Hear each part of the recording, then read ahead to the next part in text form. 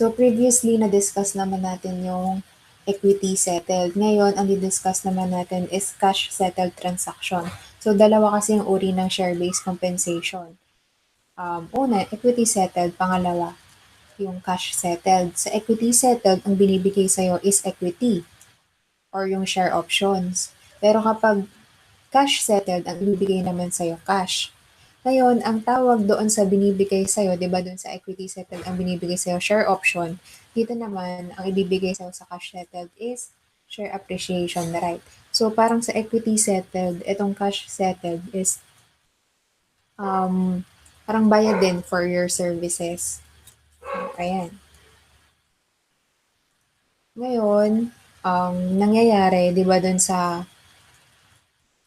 equity settled, ang entry natin doon is salaries, tsaka share options outstanding. Pero dito sa cash settled, ang entry natin is salaries expense, tapos credit tayo ng salaries payable.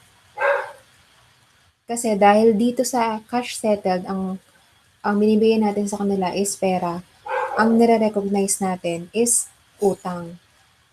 Pero dito, dahil ang binibigay natin is equity, ang nire-recognize natin is yung equity, yung share option. Ngayon, ano nga ba tong share appreciation right? Ngayon, from the word appreciation, diba kapag nag-appreciate, ibig sabihin tumataas.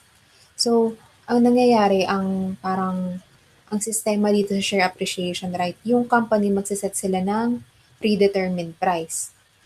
Tapos, pag predetermined price, ibig sabihin, kunyari, 100, magbibigay lang silang value, ganun. Kapag ang share nila is tumaas doon sa sinet nilang presyo na yon, yung excess or yung appreciation, iyon yung magiging benefit ng mga employees. So, halimbawa, ang predetermined price na sinet nila is 100. Tapos, ang presyo ng share or yung market value ng share is tumaas, naging 120.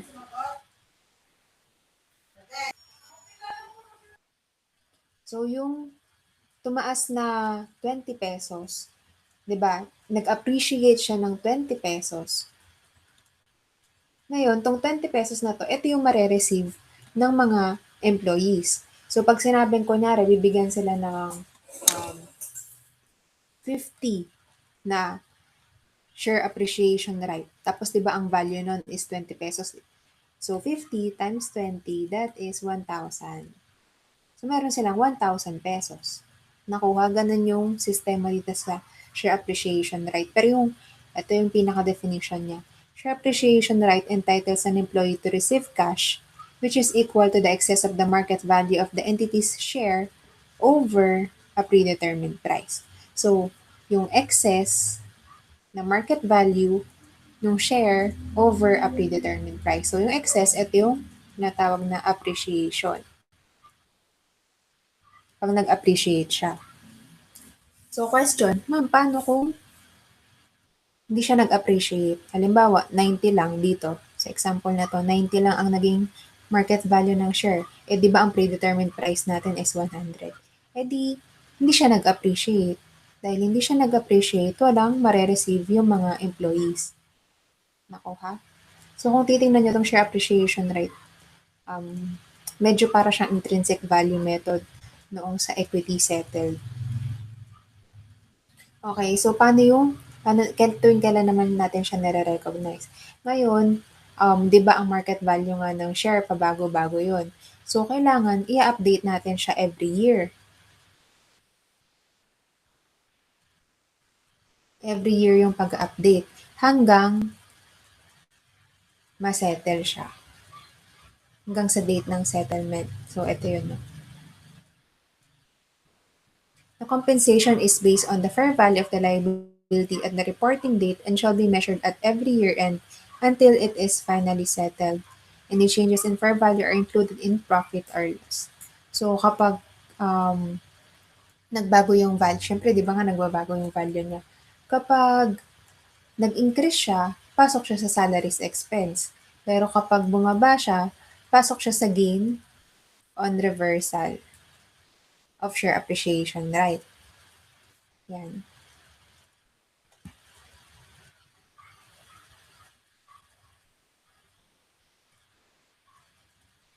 Ayun. Yung measurement niya, yung fair value ng liability na ulit na ulit is equal to the excess of the market value of share over predetermined price for a given number of shares over the definite vesting period. So, ganun lang naman siya. Yung recognition ng compensation, same lang din ng equity settled. Kapag vest immediately siya, recognize mo na agad lahat ng expense. Pero kapag hindi, pag may vesting period siya, tulad ng ginagawa natin sa nakaraan, yung dinidivide-divide siya sa kada period. So, sample tayo para mas magets nyo. So, ito yung illustration. An entity granted a share appreciation right to the general manager on January 1, 2013. After a 4-year service period, 4 years, the employee is entitled to receive cash equal to the appreciation in share price over market value on January 1, 2013. Thus, the market value on January 2013 is predetermined price for purposes of determining the compensation. So, ito, kailan yung grant date? January 1, 2013. Kasi dito nag-grant yung entity ng share appreciation rights sa mga shareholders. Ngayon, may vesting period ba to o wala? Meron. Kasi, tingnan mo, nag-antay pa siya ng 4 years bago ma-entitled sa share appreciation right. So, yung grant date at saka yung vesting date, magkaiba. May 4 years. So, dahil hindi siya vest immediately, yung mako-compute nating expense, isahatiin natin dito sa vesting period. Ganun siya, di ba? So, ngayon, ang unang tawag nito, dahil una na-determine na natin siya na hindi siya vest immediately at kailangan natin siyang hatiin, pangalaw natin kailangan i-determine is magkano yung share appreciation right. So, 'di ba ang fair value ng share appreciation right o yung amount niya, yung value niya is equal dun sa market value less yung predetermined price. So, hanapin natin kung ano yung predetermined price niya. Kasi itong market value nagbabago-bago talaga to. Pero yung predetermined price, nakaset na yon. So, dito, ang sabi dito, ayan, is entitled to receive cash equal to the appreciation in share price over the market value on January 1. So, yung appreciation ng share price over the market value. So, yung pagtaas ng share compared dun sa market value ng January 1, 2013, bali ang lumalabas, ang predetermined price natin is yung market value ng January 1, 2013. So, ang kailangan na lang nating alamin is magkano ba yung market value kada end ng period or kada end ng year. So, eto given naman yung quoted prices, 200, 210, 220, 240, 250. Okay? So, start na tayo. Mag-start tayo mag-entry, syempre sa end of the period na. So, ang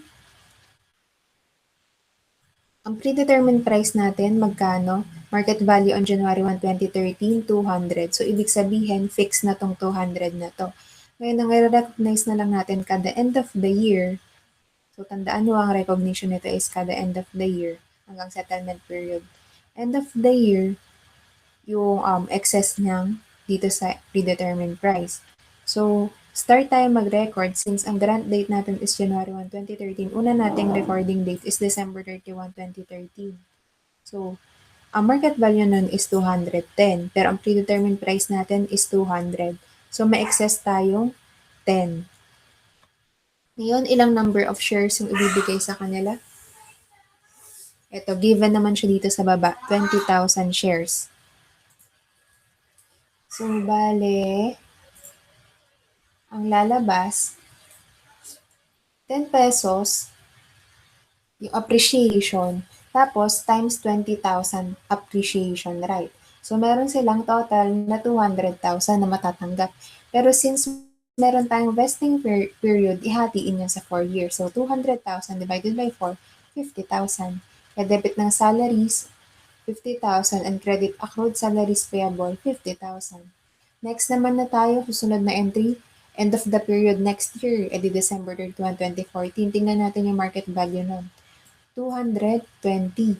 So, 220 less yung predetermined price natin na 200, ito fixed naman 'to. So, meron tayong 20 na appreciation or pagtaas or excess. Tapos 20,000 yung share appreciation, right? So, 20,000 times 20, meron kang 400,000 na total na salaries expense. Tapos, pangalawang taon na natin, so 400,000 times 2/4, edi may dilitaw kang 200,000. Eh, na-recognize na natin yung 50 noong 2013. Kaya ang re-recognize mo na lang yung 2014 is 150,000.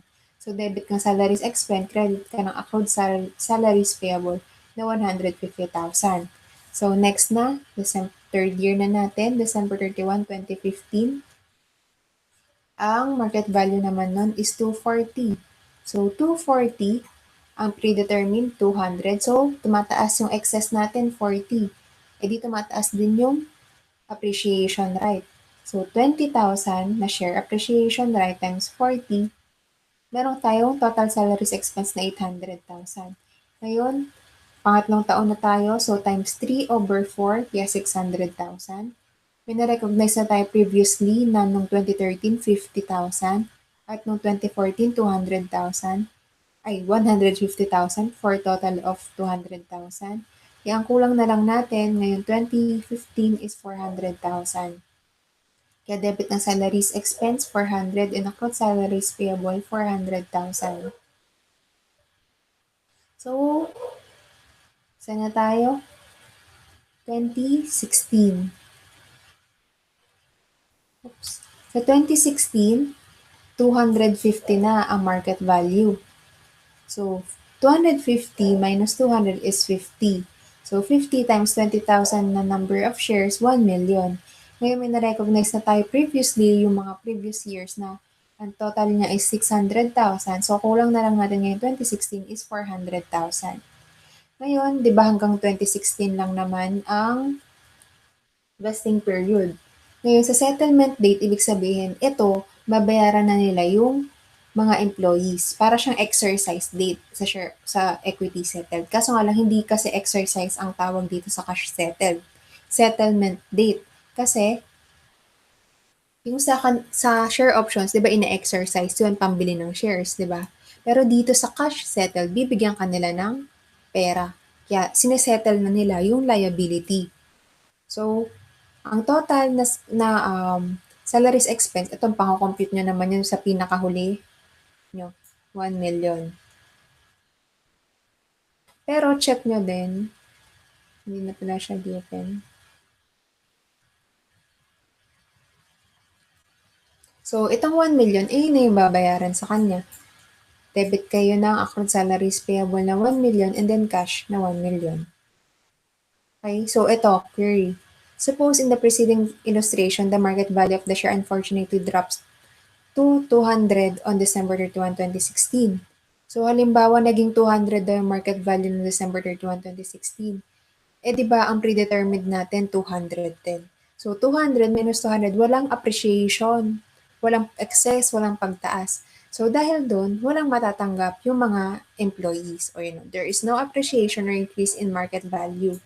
So, in this case, the accrued compensation of 600,000 shall be reversed. So, titingnan nyo, di ba, December 31, 2016, andito tayo. Kunyari, nandito na tayo, di ba? So, sa, eto yung sa ano lang, sample lang. So, dito daw, halimbawa, paano kung 200 din yung naging market value? So, walang mare-receive yung mga employees. Pero di ba nag-recognize ka na nung mga unang taon? Magkano na-recognize mo ng mga unang taon? Noong 2013, 50.